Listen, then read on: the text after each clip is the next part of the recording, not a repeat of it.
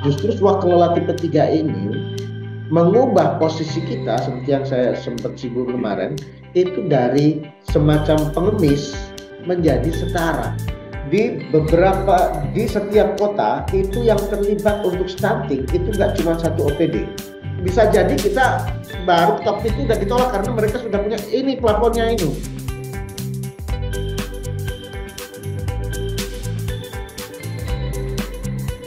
Assalamualaikum warahmatullahi wabarakatuh. Selamat sore, salam sejahtera, Om Swastiastu, Namo Buddhaya, salam kebajikan buat semuanya. Nah, saya izin untuk share screen ya. Jadi mungkin di seri ketiga kemarin banyak yang belum fokus juga ya. Kita ngomongin soal, kita mendiskusikan soal tahapan penyelenggaraan suatu lagu. Saya sedikit review. Nah, tahapan itu kemarin ada 5 ya, dari mulai proses perencanaan, kemudian persiapan, pelaksanaan, pengawasan sampai dengan serah terima kayak gitu. Nah, ternyata di dalam proses perencanaan yang memang secara utuh itu dilakukan oleh si pemerintah itu juga bisa intervensi ya, tentunya bisa melalui lobby dan advokasi kayak gitu. Kemarin ketemu ada 3 model tuh. Ada model yang pertama adalah mengawal nih dari proses supaya dapat akses swab level 3 nih ya, mengawal dari proses musrenbangnya. Nah, kemudian yang kedua itu bisa melalui dengan kita diundang nih karena kemudian pernah ada pengalaman kerja baik dengan pemerintah, kemudian kita diundang mereka untuk dilibatkan kayak gitu. Nah, proses yang ketiga adalah melalui sirup kayak gitu, itu yang kelihatan. Tapi sebenarnya nanti di sesi ini Mas Ani akan mengelaborasi seperti apa sih untuk supaya bisa melakukan lobby dan advokasi menghasilkan swaklola tipe 3 kayak gitu. Nah, artinya itu menjadi menarik ya, dari mulai proses perencanaan sampai kemudian terjadinya komitmen untuk melakukan swaklola tipe 3. Selanjutnya saya akan serahkan kepada Mas Ani untuk pembahasan lebih dalam tema pada hari ini. Terima kasih Mbak Wid. Hari ini kita akan bicara tentang ruang lingkup advokasi swaklola tipe 3. Jadi pertemuan ketiga hari ini kita masih bicara soal objek ya. Makhluk bernama swaklola tipe 3 itu seperti apa, terus kemudian sasaran tembaknya itu apa, dan seterusnya gitu ya. Oke, Ibu Bapak sekalian, saya akan memulai pembahasan ini dalam tiga hal. Pertama adalah tentang perencanaan dan penganggaran pemerintah ya. Saya akan bahas beberapa hal. Ada pendekatan perencanaan pembangunan daerah, ada alur perencanaan dan penganggaran keuangan daerah, ada fungsi dokumen perencanaan pembangunan daerah, ada alur RKPD, salah satu dokumen perencanaan daerah, ada siklus perencanaan dan penganggaran. Jadi kita harus pahami itu, minimal kita punya pengetahuan umum ketika kita melakukan proses interaksi, proses komunikasi dengan OPD-OPD, maka kita paham nomenklatur-nomenklatur yang secara umum dipakai oleh mereka. Kadang-kadang mereka nggak harus atau nggak pantas dimintai penjelasan apa sih RKPD gitu. Jadi kita harus paham secara umum ya. Pertama, pendekatan secara konsep ya, konsep kebijakannya, pendekatan yang tersedia, yang sudah disediakan oleh pemerintah dalam mengatur perencanaan pembangunan itu ada 3 pendekatan dalam konteks aksesnya. Ya. Pertama adalah pendekatan politik, gitu ya. Kepala daerah itu dipilih oleh rakyat melalui proses politik. Karena itu sebenarnya ketika berkampanye itu mereka sedang merumuskan sesuatu. Ketika nanti jadi presiden atau jadi pemimpin daerah, maka dia akan merumuskan visi-visi sesuai dengan kampanyenya. Karena itu pendekatan politik itu tetap harus dikasih ruang dalam konteks perencanaan pembangunan. Rumusannya adalah misalnya ada RPJMD yang berusia 5 tahun itu diterjemahkan dalam APBD tahunan, maka ketika berganti pemimpin daerah, maka APBD itu bisa agak di switch disesuaikan dengan visi dan misi dan kampanye mereka. Maka menerjemahkan visi dan misi kepala daerah itu, mengetahui visi dan misi kepala daerah baru terutama, itu penting juga untuk kita lakukan. Yang kedua adalah pendekatan teknokratik, pendekatan dengan menggunakan metode berpikir ilmiah. Jadi Bapeda itu punya tim ahli yang melakukan riset-riset, ada indeks indeks pembangunan manusia, indeks macam-macam itu yang kemudian itu menjadi basis perumusan perencanaan pembangunan. Kalau indeks korupsinya di satu daerah rendah, maka dia akan menjadi perhatian untuk menyusun fokus lebih banyak, lebih prioritas kepada pemberantasan korupsi misalnya begitu. Itu teknokratik. Yang ketiga adalah partisipatif yang sebenarnya sebagian dari teman-teman sudah cukup familiar. Ada musrenbang, ada rembuk warga dan lain sebagainya. Jadi perencanaan yang dimulai dari musrenbang-musrenbang di tingkat kelurahan, kecamatan, kabupaten dan seterusnya itu partisipatif. Jadi melibatkan berbagai stakeholder, pihak yang berkepentingan terhadap pembangunan ini. Lalu ada pendekatan dalam konteks alurnya itu ada pendekatan top down dan bottom up. Ini dua-duanya dipakai dalam nomenklatur perencanaan, ini dipakai dua-duanya. Jadi ada musrenbang, ada juga forum RKPD, ada keputusan politik, ada apa namanya audiensi dengan DPRD dan seterusnya. Jadi pendekatan ini dua-duanya kemudian disinkronisasi dan disinergikan. Karena itu meskipun ruangnya ada, kadang-kadang kita sudah mengawal musrenbang dari kelurahan, kecamatan sampai kabupaten, tapi kemudian ketika menjadi RKPD atau menjadi DPA itu tiba-tiba hilang yang kita usulkan karena ada pendekatan dari bottom up yang kemudian disinergikan, dan yang dari bawah ini, yang dari bottom up ini ada pendekatan top down yang masuk, yang bottom up itu tiba-tiba kalah prioritas. Nah, karena itu pengawalan terhadap apa yang kita masukkan dalam perencanaan itu juga bagian penting dari proses advokasi. Kemudian ada 3 dokumen perencanaan penting untuk dalam konteks pemerintahan daerah yang perlu kita catat garis bawahi di sini. Ada RPJPD itu yang berusia 20 tahun, ya, menjadi rujukan dari RPJMD yang berusia 5 tahun, ya, yang durasinya 5 tahun. Jadi RPJPD itu dirumuskan kalau di nasional itu RPJPN, kalau RPJMD itu di nasionalnya RPJMN, gitu ya. Maka itu dirumuskan kalau RPJPD oleh Bappenas, gitu ya. Di bawah itu ada Bapeda bersama DPRD, dan kemudian diterjemahkan per 5 tahun menjadi RPJMD, yang kemudian diterjemahkan per tahunnya menjadi RKPD, ya. Ini proses APBD tahunan dari RPJPD, kemudian rencana pembangunan jangka panjang daerah diterjemahkan menjadi RPJMD, yang kemudian RPJMD ini menjadi rujukan dari RKPD yang disebut RKPD.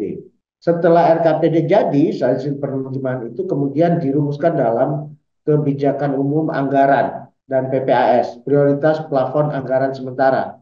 Kemudian KUA PPAS ini diterjemahkan lagi oleh OPD masing-masing. Ya, sekarang ini istilahnya OPD, dulu SKPD, gitu ya. Tapi secara istilah SKPD ini juga masih dipakai, ya. Satuan Kerja Perangkat Daerah atau Organisasi Perangkat Daerah. Jadi RKA SKPD atau RKA OPD itu penerjemahan dari kebijakan umum anggaran ini. Terus kemudian ada prioritas plafon anggaran sementara yang diterjemahkan, baru kemudian menjadi APBD, anggaran pendapatan dan belanja daerah yang disepakati antara pemerintah dengan DPRD kemudian. Nah, ini kira-kira alurnya alur perencanaan sampai kepada APBD. Nah, RKPD itu apa, APBD itu apa, nanti juga kita bahas. Minimal ketika kita berinteraksi dengan OPD-OPD, dengan pemerintah daerah, itu kita paham alurnya. Apa yang disebut RKPD, bagaimana sampai ke RKPD itu ada proses yang tadi itu. Jadi perencanaan ada bottom up, ada yang top down. Jadi ada pokir DPRD di sini, ada kebijakan strategis yang ditetapkan oleh pemerintah daerah atau bupatinya atau wali kotanya. Ada musrenbang yang itu kemudian diolah. Jadi yang diolah menjadi rancangan Renja SKPD. Renja itu rencana kerja, SKPD itu satuan kerja perangkat daerah atau disingkat sebenarnya eh, nanti ujungnya jadi RKPD, Rencana Kerja Pembangunan Daerah, ya, perangkat daerah. Dari kebijakan ini makanya kemudian yang teman-teman yang seringkali mengandalkan musrenbang kecamatan tapi kemudian tidak melakukan pengawalan melekat sampai ke tingkat atas, itu sering kehilangan di sini. Ketika forum SKPD itu tiba-tiba apa yang sudah diomongin di musrenbang beberapa level hilang di sini karena harus dikompromikan dengan kebijakan strategis dan pokir dari DPRD. Nah, ini kemudian setelah musrenbang kabupaten atau kota itu disempurnakan jadi penetapan RKPD. Ini musrenbang secara siklus itu juga sebenarnya tiap tahun sudah ada bulan-bulannya. Jadi musrenbang desa atau kelurahan, musrenbang kecamatan, forum SKPD itu kapan? Pertengahan Februari, musrenbang kabupaten kota itu Maret, terus penetapan RKPD Mei biasanya gitu ya. Ini H-1, kadang dimulainya H-2 ya sebenarnya. Jadi ketika kita pembicaraan soal musrenbang hari ini dan lain sebagainya itu untuk 2025 bisa jadi gitu ya. Ini juga ada pelakunya sebenarnya semua level musrenbang perencanaan itu bisa sangat terbuka untuk kita akses, baik kita datang langsung ke acara musrenbangnya maupun kita mempengaruhi orang-orang yang akan datang di musrenbang itu. Gambaran lain siklusnya kira-kira seperti ini. Jadi dari musrenbang desa Januari, Februari, Maret sampai kemudian rancangan APBD terus ditetapkan di Desember. Bulan-bulan kemarin Perda APBD 2024 itu penetapan terus kemudian harusnya Januari itu semuanya sudah bisa diupload ya. Nah, tapi Perda APBD teman-teman juga yang sudah mendownload APBD bisa melihat bahwa tidak semua hal yang disebut program detail itu kita bisa baca di APBD. Banyak yang global ya, banyak yang arahnya masih sangat umum gitu ya. Lalu kemudian dari APBD itu diterjemahkan dalam apa yang disebut DPA ini ya, DPA SKPD. DPA itu dokumen pelaksanaan anggaran. Di bulan Desember seharusnya ini udah ada. Nah, setelah DPA inilah wilayah yang kemudian ini bentuk lain, wilayah yang kemudian masuk ke pengadaan barang dan jasa, yakni sirup. Sirup itu adalah penerjemahan paket-paket dari DPA. Jadi ada musrenbang kecamatan, forum OPD, musrenbang RKPD dan intinya sama. Ujungnya adalah DPA OPD, ya, dokumen pelaksanaan anggaran OPD yang kemudian diterjemahkan dari sirup. Jadi yang dimuncul di sirup itu bukan langsung APBD-nya, tapi paket-paket pekerjaan hasil penerjemahan APBD yang kemudian sudah berupa DPA. Poin kedua, hal yang kita bahas hari ini adalah budget tagging, ya. Budget tagging itu adalah mengaitkan budget dengan program atau rencana program yang sudah dilakukan. Soal budget tagging ini, saya ingin bicara bahwa seperti yang kita mulai dengan PR mengidentifikasi APBD, maka kita harus menyadari bahwa tidak ada satupun isu yang kita geluti itu berdiri sendiri, ya. OPD yang disebut OPD, organisasi perangkat daerah, itu rata-rata di semua kabupaten itu antara 20 sampai 30-an. Ya, ada dinas pendidik. Ini contoh pemerintah Kota Bandung, ini OPD-nya, dinasnya itu ada 22, badannya itu ada 6, 5, 5 ya. Jadi 27 dinas dan badan gitu ya. Jadi rata-rata dari 20 sampai 30 OPD. Inilah yang kemudian disebut OPD, istilah S atau SKPD. Nah, ini contoh di mana program stunting yang kemudian membuat iri banyak teman, banyak isu lain gitu ya, karena tiba-tiba stunting menjadi program prioritas pemerintah dan semua orang mengerjakan stunting. Ini ada satu website untuk web monitoring Bangda yang menunjukkan bahwa di setiap kota itu yang terlibat untuk stunting itu nggak cuma satu OPD ya. Meskipun stunting itu identik dengan isu kesehatan, ya, isu perbaikan gizi, tapi yang terlibat karena ini menjadi prioritas nasional itu banyak sekali. Di Bangkalan ada 12 OPD, di Bondowoso 9 OPD, di Jember 7 OPD dan lain sebagainya. Nah, itulah yang kemudian membuat kita harus menyimpulkan bahwa setiap isu itu tidak berdiri sendiri. Kalau ada concern di isu lingkungan, maka isu lingkungan itu terkait dengan dinas pendidikan. Bukan hanya dinas lingkungan hidup, terkait juga dengan dinas kesehatan, dinas tenaga kerja, dan lain sebagainya. Nah, itu yang kemudian kita harus mengembangkan perspektif kita menjadi multi stakeholder perspektif. Ini contoh lain, kami juga melakukan kajian terhadap rencana aksi nasional HIV/AIDS.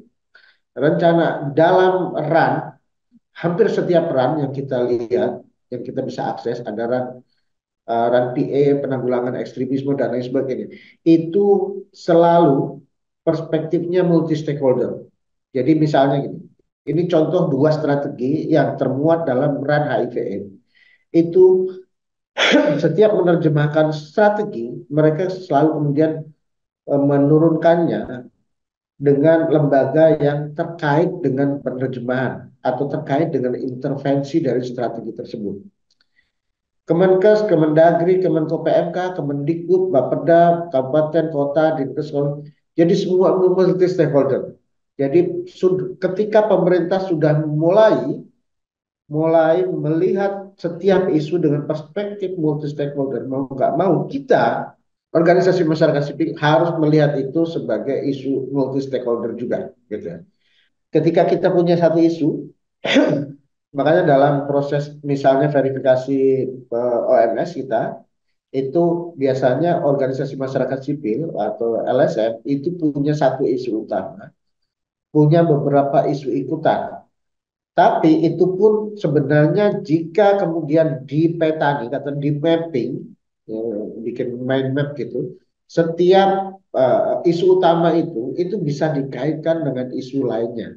Cuman kita ngambil bagian mananya dan pada sisi apanya kita beririsan dan lain sebagainya. Nah, itu mulai harus dikembangkan untuk mengakses swakelola tipe 3 karena OPD-nya, pemerintahnya itu juga perlahan-lahan mengembangkan spirit multi stakeholder.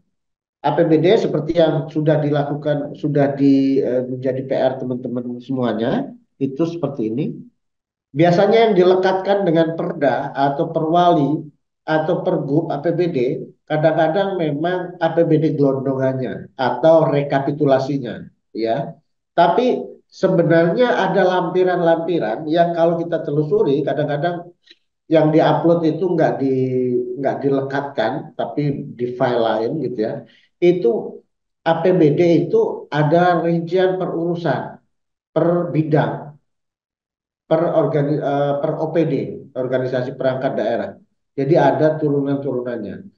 Nah, di APBD itu selalu ada kode begini, kode rekening ya, 001106.000, dan ini banyak sekali yang nggak tahu, ya ini kode mereka. Kita asal tahu saja, kita nggak perlu detail tahu itu, tapi kita bisa melihat itu sebagai kode rekening untuk yang diterjemahkan kepada OPD-OPD masing-masing. Nah, yang pertama itu urusan, terus kemudian organisasi, program, kegiatan, pos, kelompok, jenis, objek, rincian objek. Jadi itu kode untuk mereka, kode rekening untuk menaruh ini posnya di mana dan lain sebagainya. Jadi ini ada penerimaannya, maka bentuknya seperti ini kode rekening. Ada juga yang menulis ujungnya saja kode rekeningnya cuma 5 poin di sini karena sebelumnya ini udah diklasifikasi. Jadi ini menurut kelompok, jenis objek, rincian objek, subrincian objek, eh, pendapatan belanja dan lain sebagainya. Oke, ini juga akun berdasarkan akun kelompok jenis objek rincian. Jadi ini kode rekening. Ini yang disebut kode rekening ya. Ini DPA ya.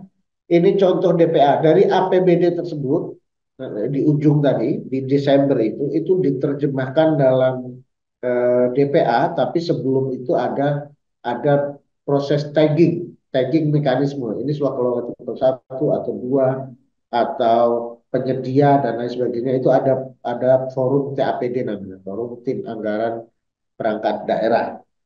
Nah, setelah DPA itu kemudian diketok palu, kita masuk ke sirup.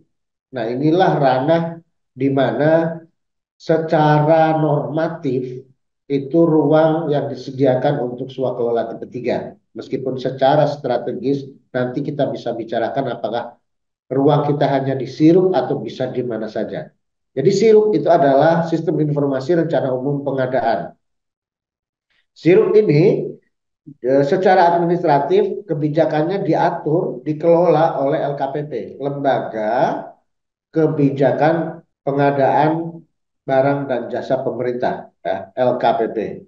Karena itu yang punya peraturan itu ya LKPP, yang mengelola platform sirupnya itu juga LKPP. Jadi dari APBN secara umum gini, dari APBN atau APBD itu kemudian diterjemahkan oleh KLPD. Ketika sudah jadi RKA di tingkat nasional atau DPA di tingkat daerah, maka kemudian berwujud paket-paket yang dimasukkan ke dalam sirup. Alurnya seperti ini. Nah, di sirup seperti yang dicontohkan Mas Seno kemarin, kita melihat itu berupa paket-paket yang sudah eh, levelnya adalah kegiatan atau subkegiatan, ya. Kecuali beberapa hal, kadang-kadang masih gelondongan. Nah, sirup itu bentuknya begini.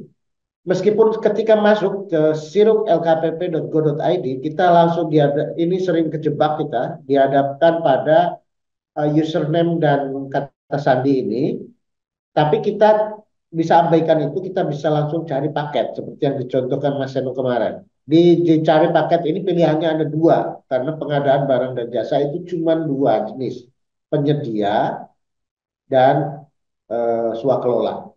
Nah, kemudian di swakelola itu kita ini yang disebut KLPD, ini jenis yang mengeluarkan paketnya.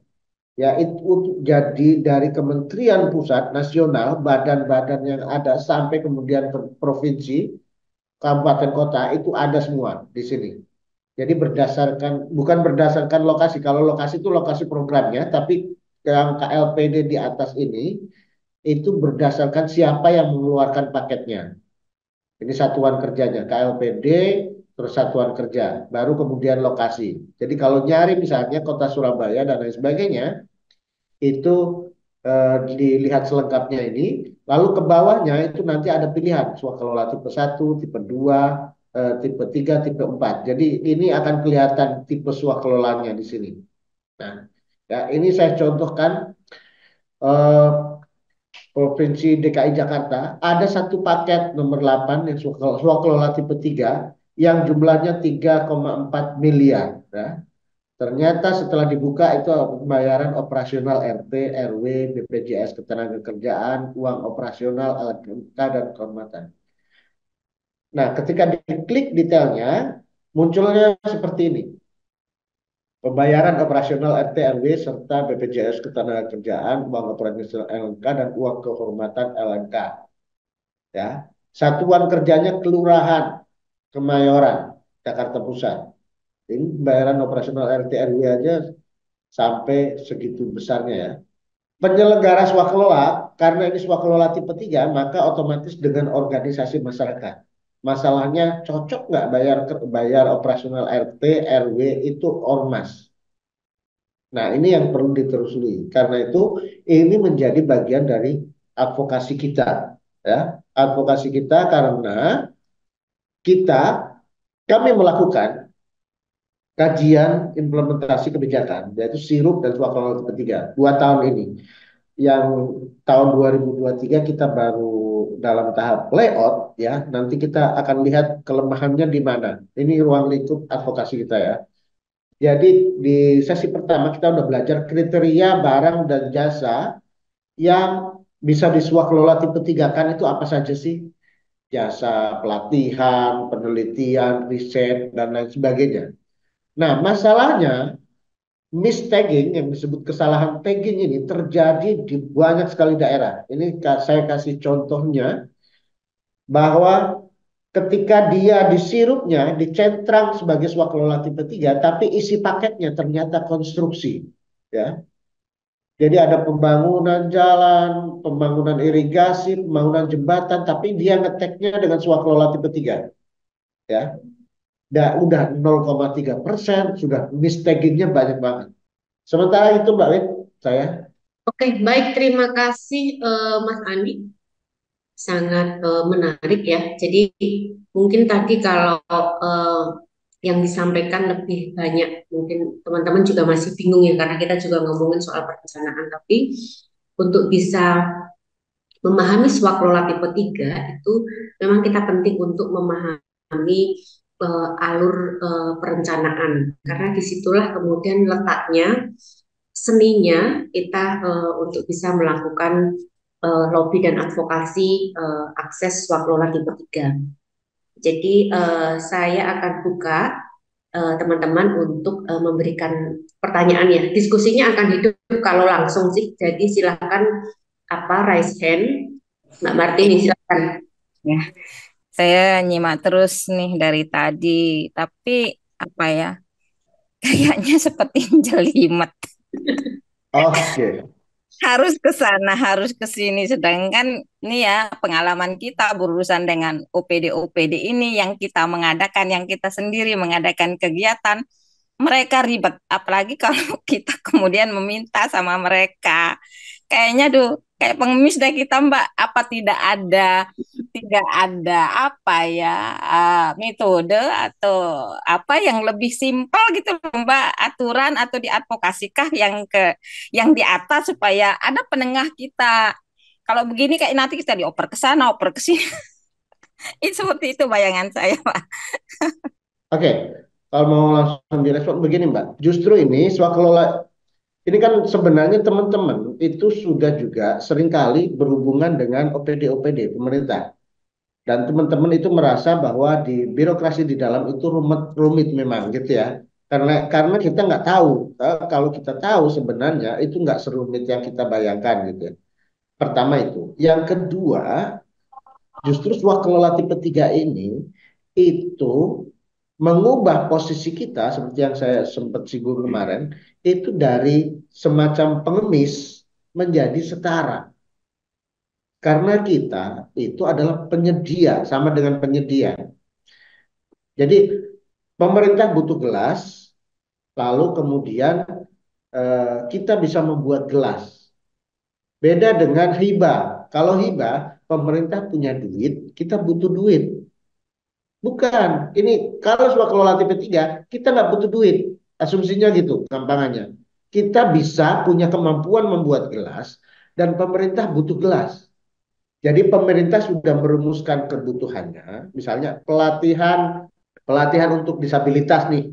Pemerintah dinas sosial atau apa, dia punya program pelatihan untuk disabilitas. Diumumkan di Sirum, ya.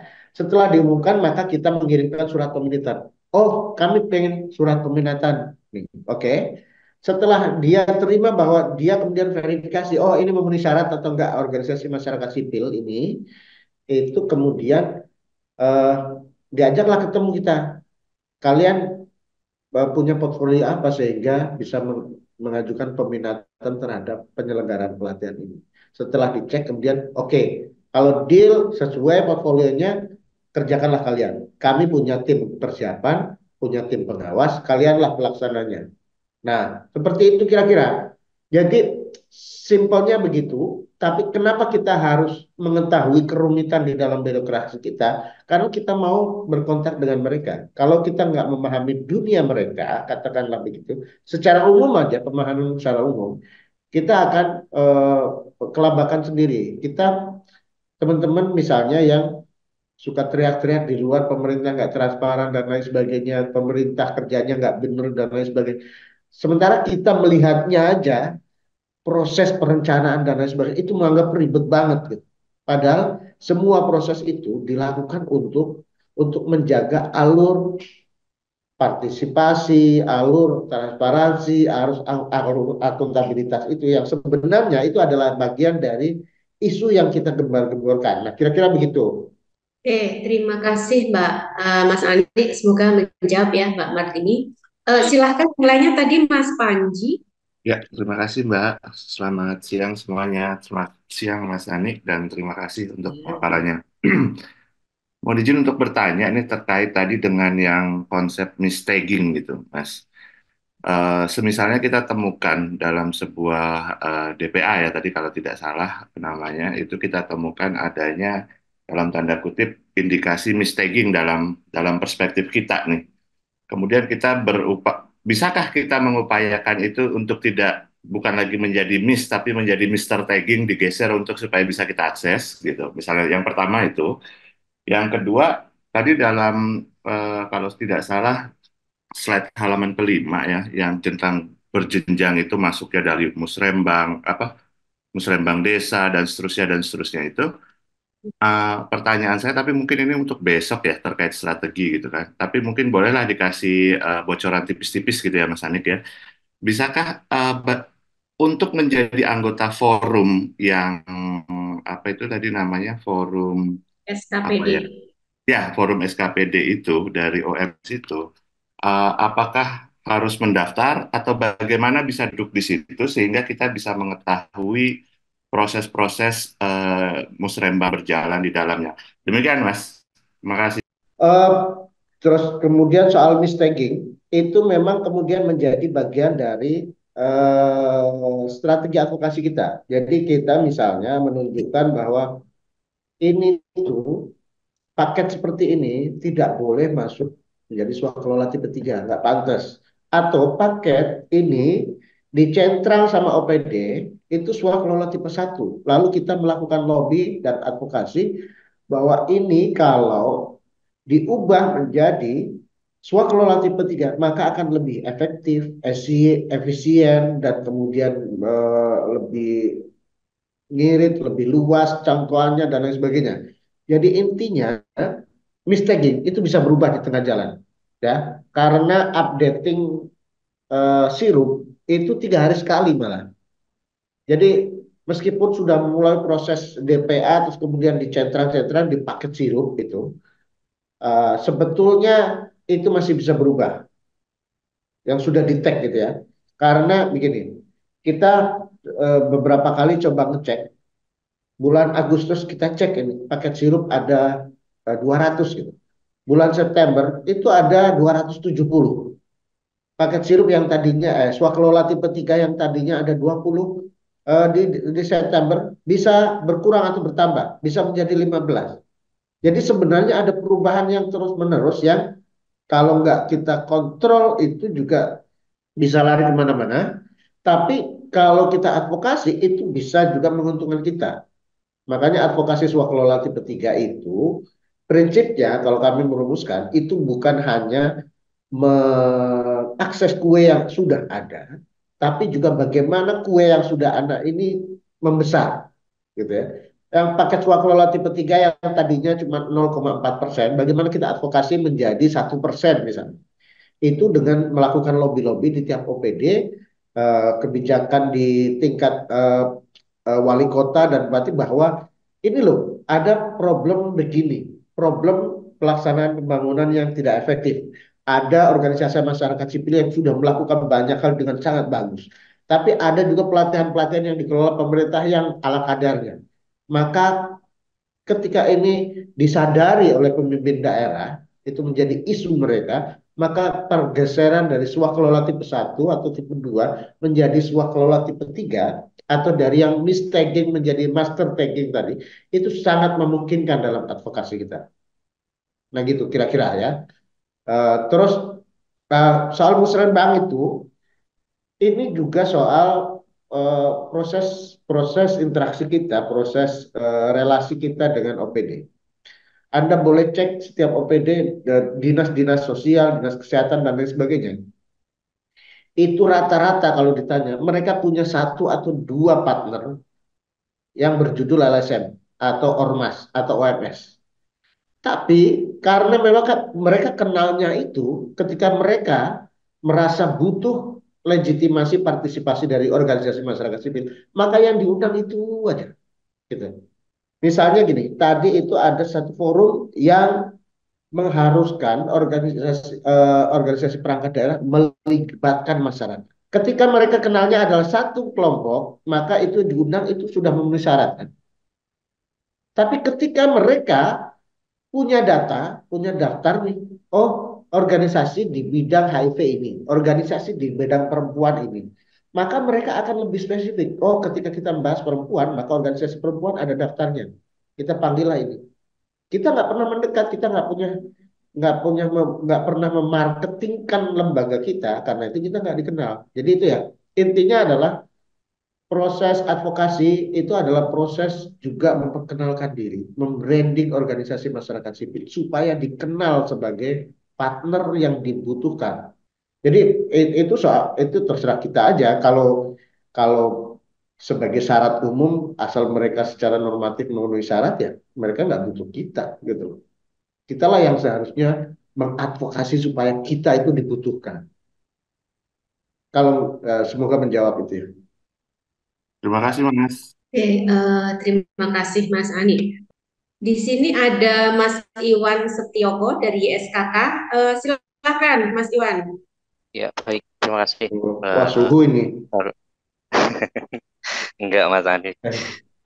Menarik diskusinya, Mas Andi. Tapi kelihatannya kalau lihat di lapangan ya, apalagi kalau konteks Jawa Tengah dan Kabupaten Sukoharjo, misalkan di domisili SKK itu, kelihatannya peluangnya itu memang masih cukup banyak kalau di pusat, di kementerian itu. Jadi kalau di daerah itu memang apa ya, masih cukup sedikit, Mas. Jadi kalaupun teman-teman NGO itu dilibatkan itu paling hanya sebagai narasumber saja. Tapi pengelolaan program kegiatan itu full masih di tangan dikelola masing-masing OPD, masing-masing dinas gitu. Tetapi menurut saya itu juga termasuk sebuah bentuk pengakuan ya bagi teman-teman OMS bahwa mereka ini dianggap menguasai pengalaman kapasitas sesuai dengan isunya masing-masing. Itu yang pertama. Terus yang kedua ternyata mau nggak mau kita juga harus siap untuk nalangin dulu. Karena mereka itu secara target itu tidak mau turun, tetapi anggaran itu sewaktu-waktu bisa turun karena refocusing dan lain sebagainya gitu. Jadi itu yang kemudian menjadi perhatian juga ketika kita nantinya mau bekerja sama melalui SD3 dengan pemerintah. Mungkin itu Mas sedikit dari yang kemarin kita belajar. Jadi mungkin itu Mas Ani, matur nuwun. Oke, pertama memang justru karena itu, karena sebenarnya proses rekognisi terhadap kapasitas, kapabilitas dan kompetensi teman-teman OMS itu sudah dalam beberapa isu tertentu, terutama isu-isu yang spesifik, yang agak rumit, gitu, yang agak detail, gitu ya, itu udah terjadi gitu. Beberapa dinas kesehatan, dinas pertanian dan lain sebagainya itu sudah melibatkan teman-teman OMS. Cuman polanya sebelum ada swaklola tipe 3 itu memang pola kerjasama yang ya pokoknya pihak ketiga gitu ya. Ketika sudah ada Perpres ini maka kemudian polanya lebih memilih kepada swaklola tipe 1. Karena swaklola tipe 1 pelaksananya tetap OPD tersebut tapi dia bisa melibatkan orang luar sebagai narasumber. Nah, di satu sisi ini proses rekognisi yang juga bisa menjadi pintu masuk dari advokasi kita karena kapasitas kita sudah diakui ya. Tinggal masuk. Nah, misalnya dalam isu HIV/AIDS begini, banyak sekali tenaga penjangkau lapangan, gitu ya, itu yang direkrut langsung oleh dinas kesehatan atau puskesmas tertentu. Puskesmas itu kan beberapa hal itu BLUD ya. BLUD itu artinya sudah ada PA di sana, pengguna anggaran atau kuasa pengguna anggaran. Jadi sudah bisa membangun kerjasama secara langsung. Itu direkrut dengan swakelola tipe 1 sebagai petugas lapangan, gitu ya. Misalnya teman-teman satu lembaga tertentu, dia punya 5 orang yang direkrut sebagai petugas lapangan oleh dinas kesehatan. Maka itu sebenarnya kalau kita melakukan pendekatan, bisa diubah skemanya menjadi swakelola tipe 3. Kalian bikin MOU dan surat kerjasama sama lembaga kami, nanti kami yang menyiapkan tenaga lapangannya. Kalau ada butuh 5, 5, 10, 10. Tapi itu diorganisir sama lembaga. Jadi ada proses rekognisi terhadap kapasitas petugas lapangannya, tapi juga ada proses rekognisi terhadap kelembagaannya. Nah itu. Jadi tanpa mengubah budgeting lebih jauh, cuman mengubah sedikit proses administratif, gitu ya, itu sangat bisa dilakukan, terutama kepada teman-teman yang sudah mulai melakukan kerjasama dengan swakelola tipe 1, gitu, Mas. Oke, yang kedua, isu nalangin dulu, emang kemarin belum sempat kita bahas ya, memang banyak yang begitu, banyak yang nalangin dulu, karena pada dasarnya yang disebut eh, pelaksanaan program oleh pemerintah ya, itu rata-rata adalah modelnya reimburse. Ketika program dilaksanakan, kemudian baru dananya turun dengan laporan awal atau laporan kedua dan lain seterusnya. Tapi secara umum dinas-dinas OPD-OPD itu biasanya punya dana kas talangan ya. Karena itu yang disebut nalangin dulu itu secara normatif bukan bukan kebijakan yang pasti, tapi tergantung OPD-nya, tergantung dinasnya, tergantung kementeriannya. Di beberapa kementerian, di beberapa OPD bisa menggunakan skema 40-30-30 atau 70-30 gitu ya. Jadi itu nggak mesti, itu tergantung lobby kita juga gitu ya. Tapi memang ada beberapa OPD yang memang mereka nggak punya dana kas, mereka mensyaratkan kita untuk nalangin dulu. Nanti setelah proyek di middle, di pertengahan proyek, ketika laporan pertama sudah masuk gitu, baru dananya turun sebagian, lalu di laporan akhir baru turun sebagian. Nah ini menjadi isu tersendiri, meskipun ini juga tergantung lobby kita gitu ya, tergantung lobby dan ketersediaan anggaran sebenarnya. Nah saya mau sebelum ada lagi, saya mau bicara soal isu nasionalnya, karena kita ini fokus ke advokasi daerah, maka bahasanya fokus daerah. Tapi secara nasional, kenapa kemudian kita punya riset-riset analisis siru? Itu karena kita punya agenda advokasi nasional. Jadi LKPP itu aktor penting di nasional, tapi juga Bappenas pada bidang perencanaan itu juga aktor penting. Yang ketiga adalah Kemendagri. Di Kemendagri itu ada beberapa direktorat atau dirjen yang mengurusi masalah administrasi wilayah, yang mengurusi masalah kualitas program di daerah-daerah. Maka agenda swakelola tipe 3, mendorong swakelola tipe 3 itu juga harus menjadi bagian penting dari advokasi nasional untuk mendorong dari atas bahwa di tingkat Kemendagri harus ada punya kebijakan yang mendorong ke pemerintah-pemerintah daerah untuk memberi alokasi khusus untuk swakelola tipe 3 misalnya. Atau di LKPP misalnya ikut mendorong bahwa ketika mereka menganggarkan lebih besar untuk swakelola tipe 3, maka ada reward tertentu.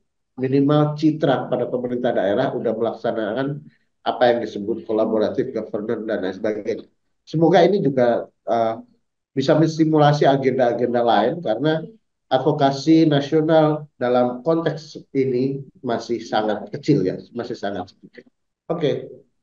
Oke, silahkan Mas Sudarwanto. Baik, terima kasih Mbak Wit, Mas Ani. Jadi kalau kita lihat kecenderungan selama ini itu kan masih banyak pola-pola kerjasama dan atau bantuan ke OMS atau CIC itu kan kecenderungannya lebih ke bansos gitu ya. Dan ST3 ini atau swakelola juga pada umumnya selain secara spesifik ke kita OMS ini ST3 itu kan juga rasanya belum belum terakomodir dengan cukup baik di hampir keseluruhan wilayah kabupaten kota maupun provinsi dan bahkan mungkin kementerian atau lembaga begitu. Mengingat di beberapa lembaga yang kami dampingi, misalnya kayak di sini ada Yayasan Gerata Sambas, kebetulan saya sebagai pembina di situ juga gitu.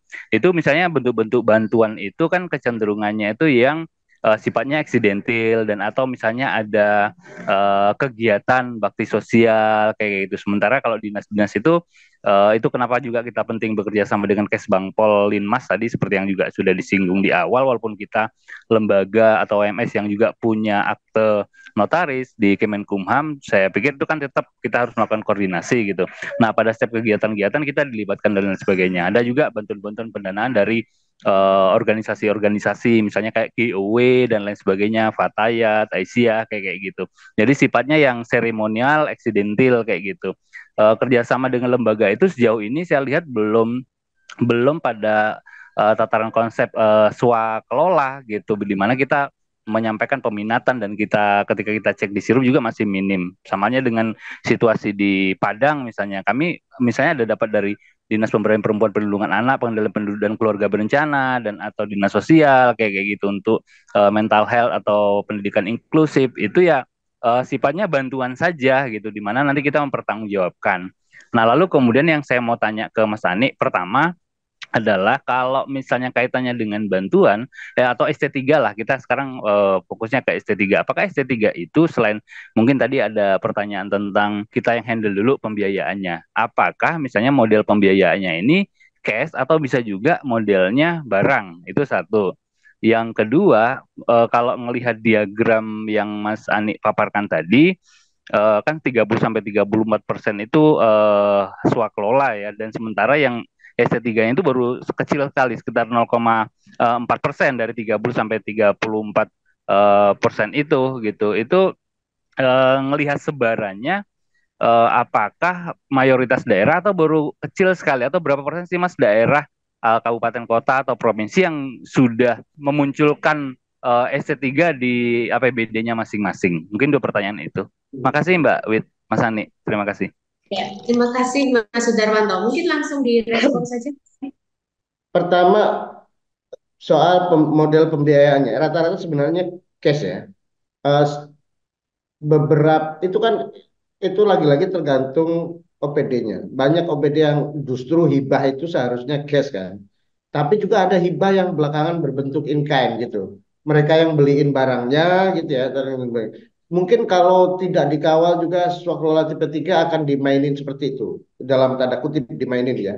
Karena sebenarnya di swakelola tipe 3 juga itu ada kemungkinan pengadaan melalui penyedia di dalam swakelola. Jadi swakelola kita misalnya bikin pelatihan, itu ada pengadaan tas.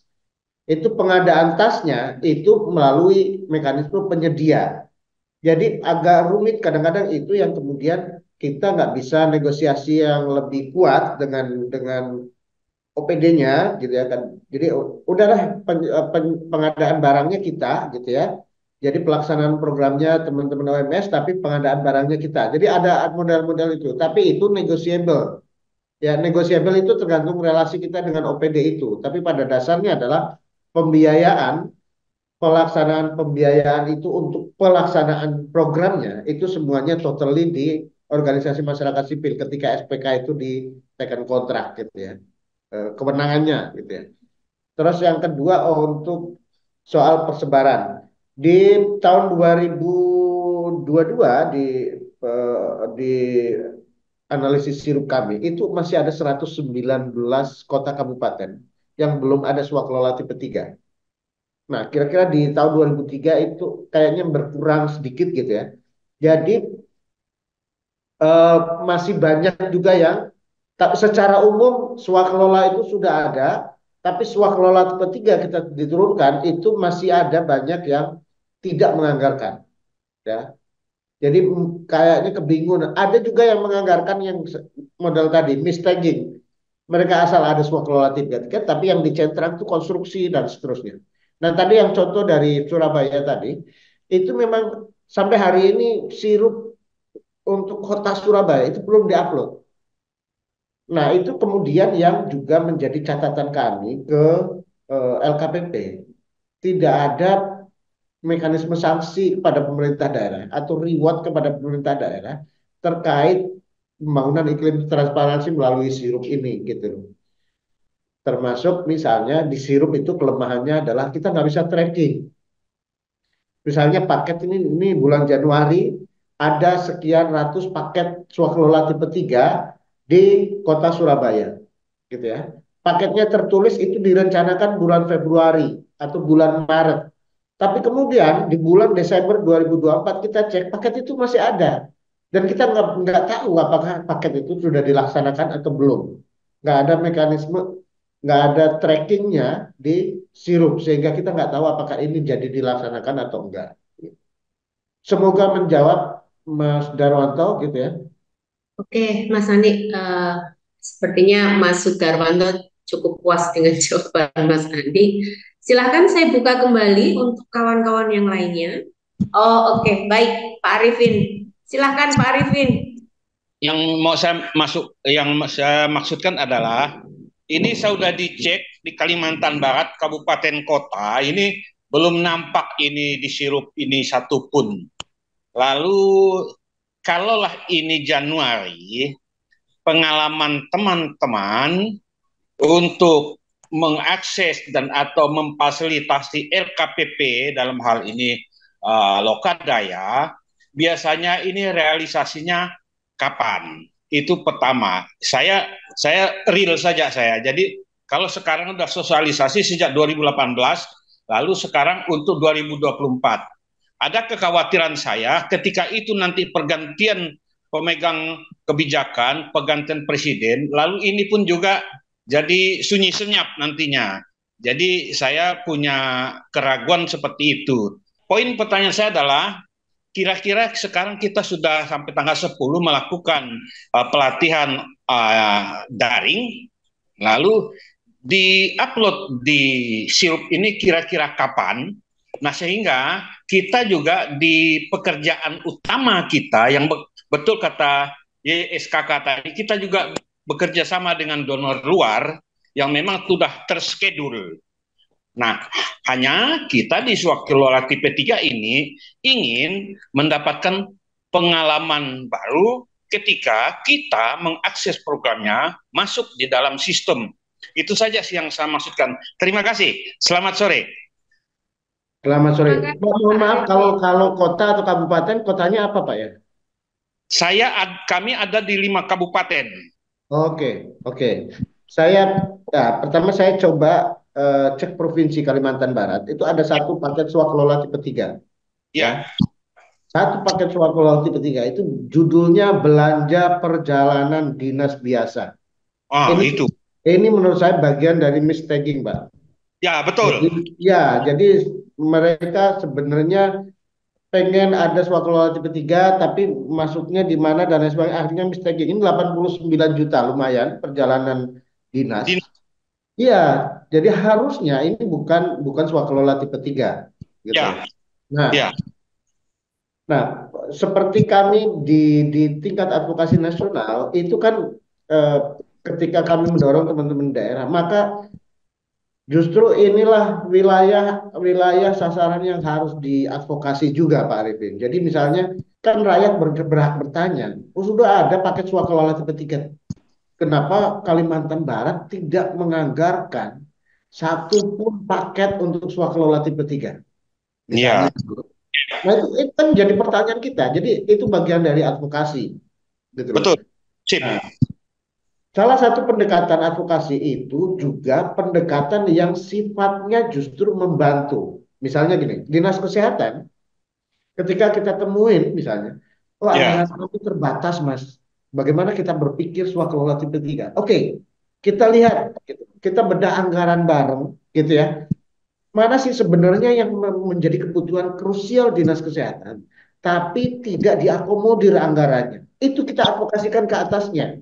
Bisa ke DPRD, bisa ke Bapeda, ke wali kota. Jadi sifatnya advokasi itu ada yang memang memprotes, mempertanyakan, tapi juga ada yang sifatnya kita membantu, mendampingi teman-teman organisasi perangkat daerah atau dinas tertentu untuk memperbesar anggarannya pada bidang tertentu. Kalau paket sirup sendiri sebenarnya per Januari itu sudah harus didorong ketika DPA itu sudah ditetapkan. Mereka sudah harus mencantumkan dalam sirup. Tapi masalahnya itu tidak ada sanksi, gitu loh. Jadi memang ketika ini pelibatan kita tidak terlibat di musrenbang, apakah itu tingkat desa dan kecamatan dan kabupaten. Nah, ide-ide pikiran kita itu tidak terakomodir di OPD. Nah, sehingga OPD pun tidak semua OPD, terutama eselon 3, tidak juga memahami apakah ini swakelola tipe 3 atau tipe 1. Contoh kasus itu tadi, nah itu mestinya bisa diakses oleh kita. Nah, karena kita tidak terlibat, misalnya tadi kesehatan. Ketika kita ikut mendesain, kita punya tenaga medis, bisa mendesain satu penyuluhan stunting misalnya. Nah, itu bisa digiring sampai ke sana. Tetapi satu hal kalau swakelola tipe 3. Lalu saya kebetulan di lokal, saya juga ketua RT. Ketika kita musrenbang dan itu masuk, lalu itu dipangkas lagi di musrenbang cam. Nah, oke, terkadang di musrenbang masuk, musrenbang cam masuk, musrenbang cap itu hilang barang itu. Itu artinya apalagi ini kita tidak terlibat dan itu didesain dan diusulkan oleh OPD. Apakah ini link and match untuk dikerjakan oleh OMS gitu? Oke, terima kasih Pak Arifin. Ini juga pengalaman lapangan yang penting ya, karena itu ketika kita bicara soal strategi pendekatan, besok kita akan juga melihat sejauh mana kemungkinan pintu-pintu lain dari pintu yang normatif disediakan. Jadi hari ini kita masih membicarakan ruang lingkupnya, pintu yang disediakan oleh pemerintah, tapi bukan cara masuknya. Kalau cara masuknya baru besok gitu ya. Tapi menurut secara umum gini, swakelola tipe 3 itu mekanisme, itu bukan program, ya, agak berbeda. Pendekatan perencanaan tadi adalah program yang tidak pernah dibayangkan oleh pemerintah, lalu kita usulkan melalui musrenbang, inovasi, program baru dan lain sebagainya. Tapi swakelola tipe 3 itu adalah mekanisme pengadaan barang dan jasa, gitu loh. Oke, Mas Ani, ada satu lagi yang raise hand, mungkin singkat padat. Silahkan dari Koalisi Seni, Kak Oming. Mbak Wiwit dan Mas Anik, salam kenal nih dari Koalisi Seni. Mau nanya simple aja, nggak tahu nih simple atau enggak ya. Aku lagi membayangkan, maksudnya bisa nggak sih advokasinya itu kan kemarin kami mengidentifikasi kalau ini contoh ya di APBD DKI Jakarta 2024 misalnya ada line budget untuk penelitian kebudayaan gitu ya. Tapi emang itu sangat umum sekali. Bisa nggak sih misalnya nih next step-nya gitu setelah kami tahu ternyata ada line budget itu, lalu kami PDKT nih sama Dinas Kebudayaan DKI Jakarta terus bilang, Pak ini tuh ada line budget ini, gimana kalau diswakelolakan tipe 3 aja gitu. Itu bisa kayak gitu nggak sih jalur advokasinya gitu, Mas Ani dan Mbak Wiwit? Silakan Mas Ani. Secara simpelnya begitu, tapi pada praktik lapangannya banyak sekali hal yang harus dipikirkan. Pertama, kemarin sempat dibahas hampir setiap paket, terutama yang misalnya gelondongan besar-besar itu udah ada tuannya, gitu loh. Jadi jangan bisa jadi kita baru ketok pintu dan ditolak karena mereka sudah punya ini plafonnya ini, lembaga ini tertentu, gitu ya. Jadi mereka sudah punya tuan, gitu, untuk melakukan itu, mengerjakan itu, dan kita tidak bisa mengusik itu. Nah itu politis ya. Jadi riset kebudayaan itu juga misalnya Anda untuk koalisi seni itu punya sekian portfolio riset-riset tentang kebudayaan. Ya, banyak sih. Daripada pusat penelitian yang dimiliki oleh pemerintah yang risetnya itu ecek-ecek semua gitu. Tunjukkan bahwa kita bisa melakukan penelitian secara lebih efektif dan sangat valid jika ini digunakan untuk argumen kebijakan. Kan gitu.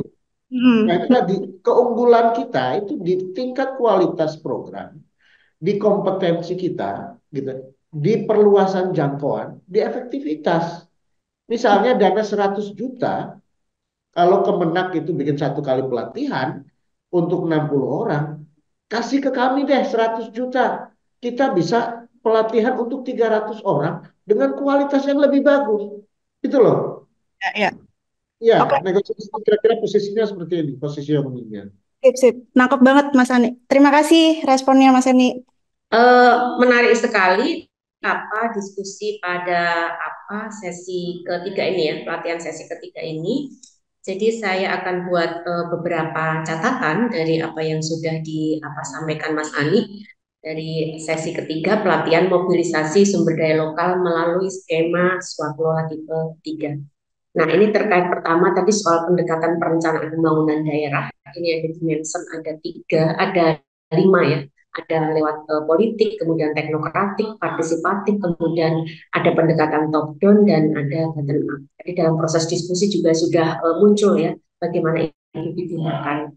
Nah, kemudian lari ke alur perencanaan dan penganggaran daerah. Tadi ada prosesnya, ada tangga-tangganya, ada pertama adalah RPJPD, kemudian itu sebagai landasan membangun RPJMD, kemudian menjadi RKPD, UAPPAS, kemudian RKA, SKPD, dan kemudian menjadi APBD, misalnya di Perdakan ya, itu sudah menjadi dokumen panduan untuk pelaksanaan kegiatan di sebuah daerah. Kemudian masuk ke bagaimana alur RKPD tersebut. Nah, ini sebenarnya apa sih RKPD? Nah, LKPD itu sebenarnya jadi kalau alur RKPD itu adalah penyusunan dokumen perencanaan tahunan sebagai implementasi dari dokumen RPJM. Nah, ini tadi juga cukup jelas dijelaskan, cukup singkat ya dan padat. Kemudian masuk pada siklus perencanaan dan penganggaran. Tadi ada beberapa model untuk menyusun DPA sudah disampaikan. Kemudian masuk budget tagging. Budget tagging itu tadi dimention ada 2 hal penting nih. Harus paham mapping OPD atau SKPD. Yang kedua adalah bahwa ditegaskan di sana tidak ada satu isu yang berdiri sendiri. Jadi semuanya itu adalah multi stakeholder perspektif. Jadi contohnya cukup jelas kayak gitu, bagaimana isu stunting, bagaimana isu soal penanggulangan HIV/AIDS, kemudian dicontohkan juga bagaimana di run HIV/AIDS kayak gitu. Nah, kemudian masuk pada sirup ya, konkretnya tadi alurnya sirup itu seperti apa kayak gitu, dan juga kemudian masih cukup memprihatinkan terkait dengan alokasi swaklola tipe 3. Pada tahun 2022 dari hasil dokumentasi Konsil LSM itu untuk alokasi swaklola tipe 3 sendiri itu baru 0,4%. Jadi sangat-sangat kecil sekali. Sementara untuk swaklola tadi juga ditunjukkan itu sepertiganya dari penyedia. Itu kira-kira paparan yang disampaikan oleh Mas Ani tadi. Oke, selanjutnya karena juga waktunya sudah melampaui, saya mengucapkan terima kasih kepada kawan-kawan semuanya sudah bertahan kayak gitu. Terima kasih dan harapannya ini sudah masuk seri ketiga. Jangan sampai nanti putus di tengah jalan hanya 50% ya, karena masih ada 3 seri lagi yang memang cukup menarik ya, karena kita akan bahas teknisnya dan juga melihat eligibilitas, kesiapan